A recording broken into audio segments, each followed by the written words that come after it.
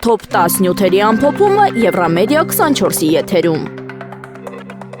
Հայաստանի դիվանագիտական ակտիվությունը ԱՄՆ-ում նոր փուլ է մտել։ Հայաստանի դեսպան Նարեկ Մկրտչյանը մասնակցել է ընդունելության Ֆլորիդայում, Մար-a-Լագո նստավայրում, որտեղ ներկա էին ԱՄՆ քաղաքական էլիտայի ներկայացուցիչներ։ Միջոցառման ընթացքում տեղի են ունեցել քննարկումներ ամերիկացի կոնգրեսականների հետ, այդ թվում Աբե Համադեհի։ Կողմերը շեշտել են ռազմավարական համագործակցության խորացման անհրաժեշտությունը։ Քննարկվել են անվտանգային, տնտեսական եւ տարածաշրջանային հարցեր, հաշվի առնելով Մերձավոր Արևելքի լարվածությունը։ Գագիկ Ծառուկյանը հայտարարել է, որ հաղթանակի դեպքում ինքը վարչապետ չի լինելու։ Նա ընդգծել է, որ արդեն ունի վարչապետի 4 թեկնածու եւ որևէ մեկին անձնական խոսք չի տվել։ Նրա խոսքով այս փուլում վարչապետի պաշտոնը ոչ թե հաճույք է, այլ ծանր պատասխանատվություն։ Ծառուկյանը շեշտել է, որ ընտրելու են այն թեկնածուին, ով կկարողանա կառավարել երկիրը ճգնաժամային պայմաններում։ Նա կտրուկ բացառել է համագործակցությունը Ռոբերտ Քոչարյանի ուժի հետ, եթե վերջինս հավակնի վարչապետի պաշտոնին։ Միևնույն ժամանակ նշել է, որ Սամվել Կարապետյանի հետ համագործակցության հարցը կարող է քննարկվել։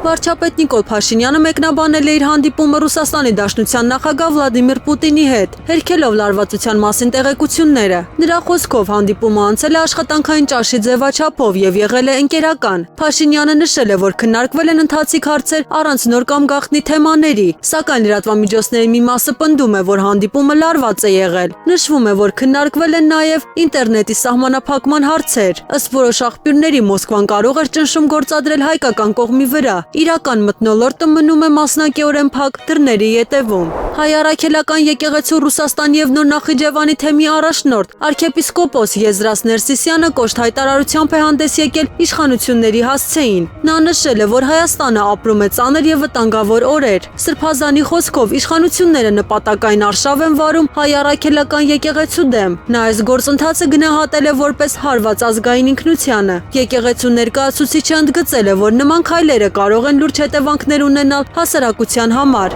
Հայաքվե նախաձեռնությունը հայտարարել է միասնության թևերի հետ համագործակցության դադարեցման մասին։ Կողմերը նախկինում ստորագրել են միասնական ճակատով ընտրություններին մասնակցելու հուշագիր, սակայն ծրագրային կարևոր հարցերում չեն կարողացել համաձայնության գալ։ Արդյունքում որոշվել է ավարտել համագործակցությունը ներկայիս ձևաչափով։ Կազմակերպությունները միմյանց շնորհակալություն են հայտնել համագործակցության համար։ Հայաստանը ընտրվել է ՄԱԿ-ի 2 կարևոր հանձնաժողովների կազմում, խոսքը վերաբերում է հանցավորության կանխարգելման եւ քրեական արդարադատության հանձնաժողովին, ինչպես նաեւ բնակչության եւ զարգացման հանձնաժողովին։ Ընտրությունը վերաբերում է 2026-2030 եւ 2027-2029 թվականների ժամանակահատվածներին։ Սա վկայում է Հայաստանի միջազգային դերակատարության աճի մասին։ Պաշտոնական Երևանը շեշտում է համագործակցության խորացման կարևորությունը։ Իրավապահները բացահայտել են խոշոր չարաշահումներ Հայաստան համահայկական հիմնադրամի մրցույթի շրջանակում։ Խոսքը վերաբերում է բիտումի գնումների գործընթացում կեղծ փաստաթղթերին։ Պետությանը պատճառված վնասը գնահատվել է ավելի քան 171 միլիոն դրամ։ Մի քանի անձանց նկատմամբ հարուցվել է քրեական հետապնդում։ Գործի շրջանակում արդեն վերականգնվել է մոտ 111 միլիոն դրամ։ Նախաքննությունը շարունակվում է։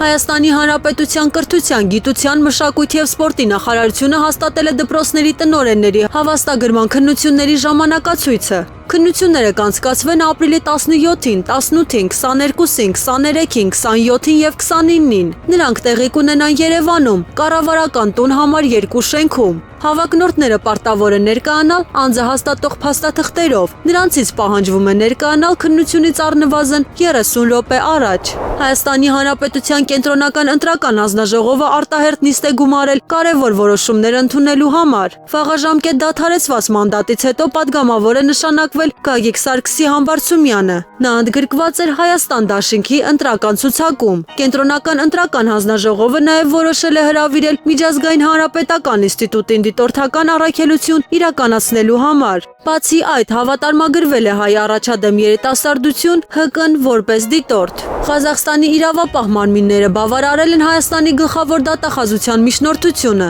Հետախուզվող ԱԶ-ն հանձնվել է հայկական կողմին։ Նա մեղադրվում է հանցավոր կազմակերպությանը մասնակցելու եւ խոշոր չափերի ֆինանսական հանցագործությունների մեջ։ Խոսքը վերաբերում է շուրջ 19 միլիոն դրամի հափշտակությանը եւ փողերի լվացմանը։